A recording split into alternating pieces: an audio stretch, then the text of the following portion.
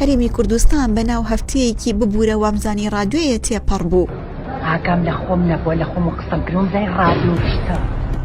هەمووان دەزانین لە چەند ساڵی ڕابردوودا کەسێک لە ناو بازاڕی شاری سلێمانی دوای ئەوەی بۆ دەستگایەکی ڕاگەاندن کۆمەڵێ قسەی با پەرلەمان و حکوومەت وت هەرزوو لا چاوپێکەوتنێکی دیکە داوتی ببوورە وامزانی ڕادیۆیە.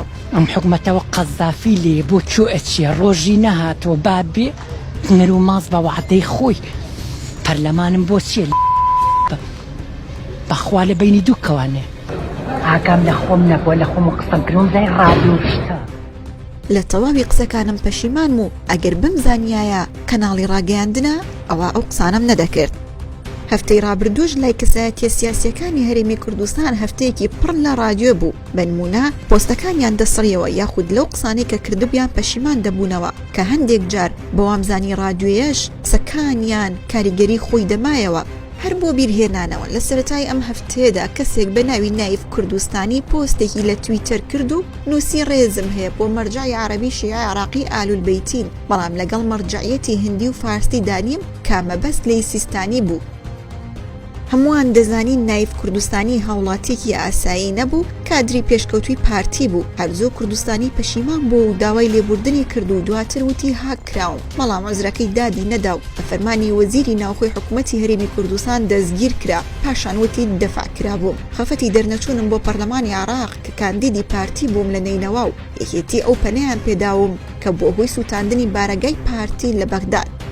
نمونەیەکی دیکەمان فارس عیسایە، بەرپرسی باڵای پارتی و سەرۆکی نوێنەرایەتی حکوومەتی هەرێم لە بەغداد لە پۆستێکیدا لە فەیسبوک باسی لە ڕووخاندنی بارەگای حزبەکەی کردووتی بڕیاری ڕووخاندنی بارەگای حزب ئاماژە نییە بۆ لاوازی پێگەی پارتی و هەر کەسێکیش دەستدرێژی بکاتە سەر پیرۆزیەکانی پارتی لە کاتی گونجاودا ڕوبەڕووی سزای توند و کاردانەوەی بەهێز دەبێتەوە. چەند خولێکێک دوای پۆستەکە و تووڕەکردنی شیعەکان هاوپەیمانەکانی پارتی پۆستەکە بە فارس عیسا سەردرایەوە و قڕوقەپی پێکرا.